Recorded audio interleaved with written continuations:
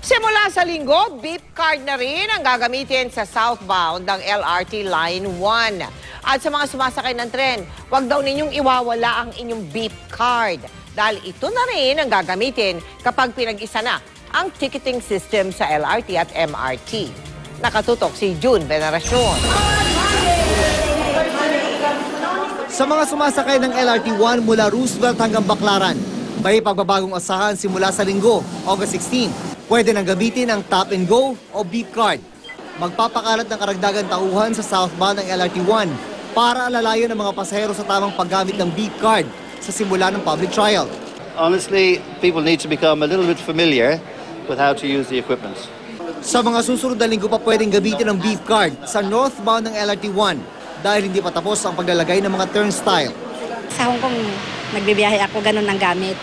Kaya alam ko yun. Bakit ka bumili kahapon na? Kasi parang pag araw-araw mapasok ka, hindi ka napipila ng napakahaba. Simula sa linggo, hindi lang dito sa LRT Line 1 magagamit ang mga beep card gaya nito. Ang mga beep card ay pwede na rin gamitin maging sa LRT Line 2 at sa susunod na buwan posibleng maging sa MRT. Pero paalala ng mga otoridad pag-ingatan niyo po yung mga beep card dahil kapag nawala po ninyo ito, para na rin kayo nagtapon ng pera. Kapag planchado na ang lahat, magiging isa na lang ang ticketing system ng 3 linya ng tren. Tinatawagan namin yung ating mga pasahero na bumili na sila sa ngayon pa lang, magmula ngayon hanggang bukas. Kasi nga sa Sunday, start na siya. So we expect na marami ang pipila sa pagbili. Sa mga dumadaan naman ng Marcos Highway, 2.5 taon na kalbaryo ang inyong mararanasan bago matikman ng ginhawa.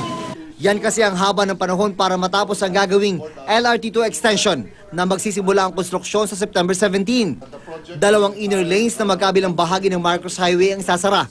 Kaya naglatag ng rerouting plan ng DMCI, ang kontraktor ng proyekto. I-simulate nyo itong fast lane, U-turn lane, and then we open the pilot Felix Avenue intersection. I-practice nyo lang kahit for 2 to 3 hours ngayong Sabado.